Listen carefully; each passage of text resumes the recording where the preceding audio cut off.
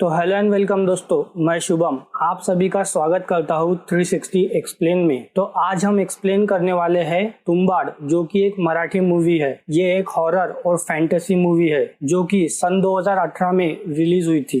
IMDb पर इसको 8.3 की रेटिंग है। मूवी का कुल बजट 5 करोड़ रुपीस था और मूवी ने बॉक्स ऑफिस पर 14 करोड़ की कमाई की थी। तो चलिए ज्यादा टाइम वेस्ट ना करते हुए वीडियो को शुरू करते हैं।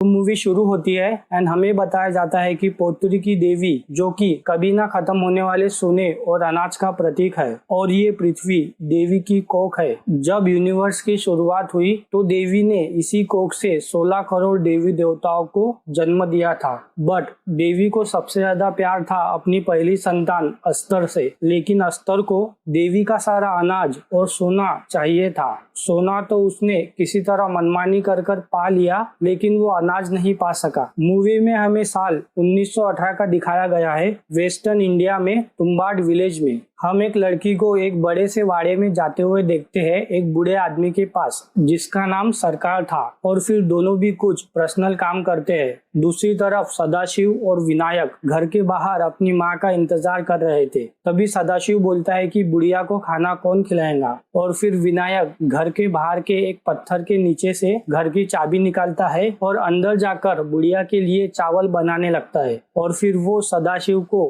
बुढ़िया को खाना देने के लिए बोलता है। सदाशिव देने ही वाला था कि तभी वहां पर उसकी माँ आ जाती है। दोस्तों, ये वही लड़की थी जिसे हमने मूवी के स्टार्ट में देखा था, और फिर हम पहली बार बुढ़िया की छोटी सी झलक देखते हैं। उसका लुक पूरा शैतान की तरह दिख रहा था। ये कैसे हुआ ये हमें आगे पता चलेगा। थोड़ी देर बाद विनायक माँ से कुछ बातें कर रहा था, तभी उनको बुढ़िया की आवाज सुनाई देती है। बड़ी ही अजीब आवाज थी दोस्तों उसकी। और फिर माँ वहां पर जाती है एंड बुढ़िया को सो जा वरना अस्तर आ जाएगा ऐसा बोलती है। ये सुनते ही बुढ़िया सो जाती है। अगले सीन में हम देखते हैं कि सरकार की मृत्यु हो जाती है। ये सुनकर तीनों भी माँ बेटे आज रात को तुम्बाड़ छोड़कर पुणे जाने का डिसाइड करते हैं। सदाशिव घर के बाहर एक पेड़ था, उस पर बैठकर अपने भाई विनायक से कुछ बात कर रहा था, और फिर वो बात करते करते पेड़ पे से नीचे गिर जाता है, लेकिन वो मरता नहीं, वो जिंदा होता है। और फिर माँ उसे वैद्य के पास लेकर जाती है। जाते जाते वो विनायक को बोलती है कि आज तुम्हें ही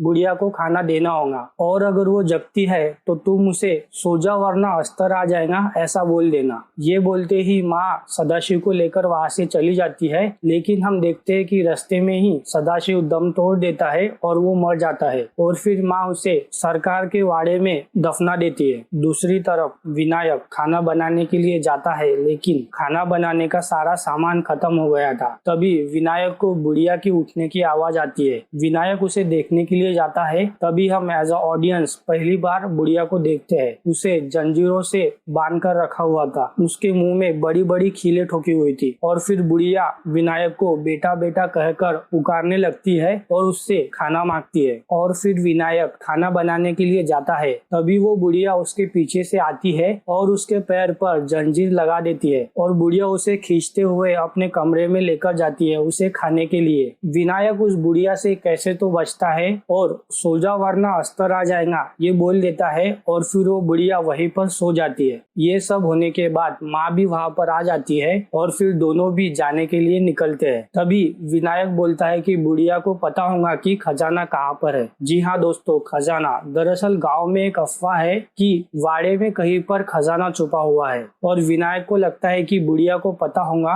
कि खजाना कहाँ पर है, इसीलिए वो माँ को वापस तुम्बाड़ चलने के लिए बोलता है। बट उसकी माँ उसे मार पीट कर उससे वादा लेती है कि तुम वापस तुम्बाड़ कभी नहीं आओगे, और फिर ये चैप्टर यहीं पर खत्म होता है। अब चैप्टर 2 चालू होता है। 15 साल बाद विनायक तुम्बाड़ वापस आया है खजाना ढूंढने के लिए। वो उसी घर में जाता है जहाँ पर बुढ़िया रहती है, लेकिन अब बुढ़िया की हालत काफी खराब हुई थी। उसके सारे बदन में से पेड़ की टहनियां निकल गई थी, लेकिन फिर भी वो जिंदा थी। वो बुढ़िया को भला फुसला कर पूछ लेता है कि खजाना वाड़े में कहाँ पर छुपा हुआ है, और फिर विनायक वाड़े खाई में जाता है खजाना ढूंढने के लिए। कुछ दिनों बाद विनायक को खजाना मिल जाता है और फिर वो बुढ़िया को जला देता है। ऐसा उसे बुढ़िया ने ही करने के लिए कहा था। अब खजाना मिलने के बाद विनायक पुणे वापस आता है, जहाँ पर वो अपनी पत्नी के साथ रह रहा था। दरअसल विनायक बिना किसी को बताए हुए तुम्बाड़ गया था खजाना ढूंढने के लिए। जैसे ही वो घर में वापस आता है, उसका रूप पूरा भिखारी की तरह हो गया था। बाल बड़े हुए थे, कपड़े फटे हुए थे। घर में जितने भी औरतें बैठी हुई थी वो उसे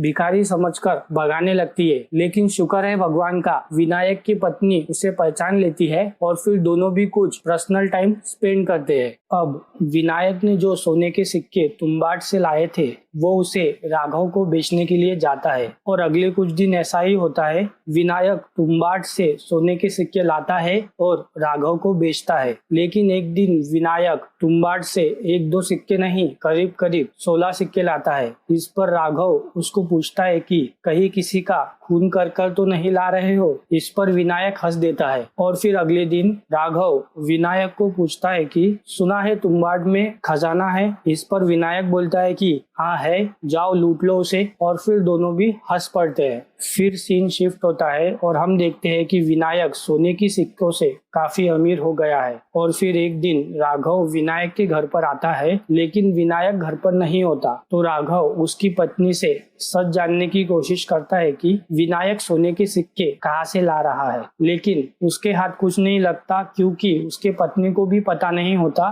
कि विनायक सोने के सिक्के कहाँ से ला रहा है। थोड़ी देर बाद विनायक घर पर आता है और राघव बात को पलटते हुए उसे 2 व्हीलर लेने के लिए बोलता है। अगले सीन में हम देखते हैं कि विनायक ने 2 व्हीलर ले ली है और अगली बार विनायक उसी पर बैठकर तुम्बाड़ जाता है सोने के सिक्के लाने के लिए। अब ये सब करते हुए विनायक के घर में एक लड़के का जन्म होता है। अगले सीन में हम देखते हैं कि राघव के मन में भी पैसों का लालच आता है और वो एक लड़की को विनायक के घर में भेजता है जासूसी करने के लिए एज अ काम वाली बाई बताकर। लेकिन विनायक भी स्मार्ट होता है, वो अपनी पैसों के दम पर उस लड़की से सब कुछ सच जान लेता है। अब विनायक को राघव के बारे में सब कुछ पता था। अब अगले दिन राघव तुम्बाड़ जाता है खजाना ढूंढने के लिए, लेकिन उसको ये नहीं पता था कि विनायक वहाँ पर उसका इंतजार कर रहा है। और फिर विनायक राघव को फंसाकर एक कुएं में भेज देता है, जहाँ पर उसे एक देवी की मूर्ति वाली बड़ी सी पत्थर की पेटी दिखती है। राघव उसे खोलकर उसके अंदर जाता है, लेकिन उसको ये नहीं पता था कि वहाँ पर उसकी मौत इंतजार कर रही है।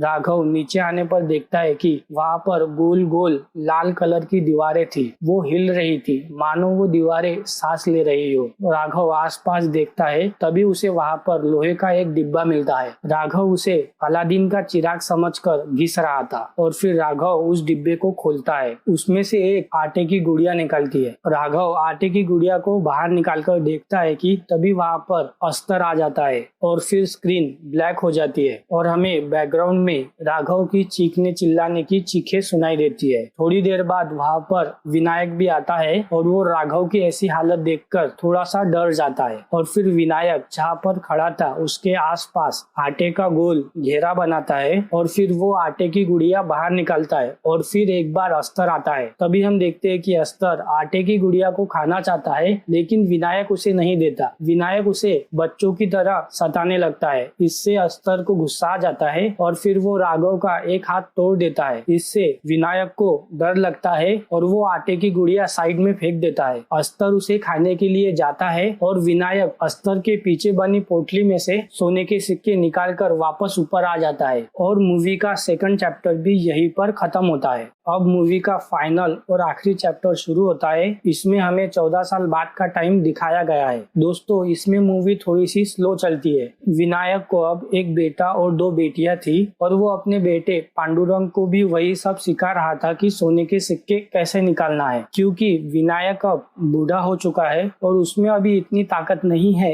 कि वो सोने के सिक्के अस्तर के पीछे से निकाल सके और रस्सी से ऊपर वापस आ सके। ये उसे समझ में आया जब वो पिछले 3 बार से तुम्बाड से खाली हाथ आ रहा है और दूसरी तरफ पांडुरंग की स्पीड भी काफी बढ़ चुकी थी। तो विनायक अगले दिन पांडुरंग के साथ तुम्बाड जाने का डिसाइड करता है। अगले दिन पांडुरंग की माँ दोनों की आरती उतारती है और फिर दोनों भी कार लेकर वहां से चले जाते हैं। रास्ते में विनायक पांडुरंग को तुम्बाड का इतिहास बताता है, जो कि हम वीडियो के स्टार्ट में डिस्कस कर चुके हैं। थोड़ी देर बाद दोनों भी तुम्बाड पहुंच जाते हैं और वाड़े में आने पर विनायक पांडुरंग को आटे की गुड़िया बनाना सिखाता है। पांडुरंग आटे की गुड़िया बना लेता है और फिर विनायक उस गुड़िया को बाहर ही फेंक देता है और बोलता है कि आज सिर्फ हम यहाँ पर प्रैक्टिस करने के लिए आए हैं। और फिर दोनों भी देवी की कोख में उतरते हैं और विनायक आटे का गोल घेरा बनाता है अपने आसपास। और फिर पांडुरंग विनायक को पूछता है कि आटे का घेरा क्यों बना रहे हो। उस पर विनायक बोलता है कि अस्तर को आटे की भूख भी है और वो इससे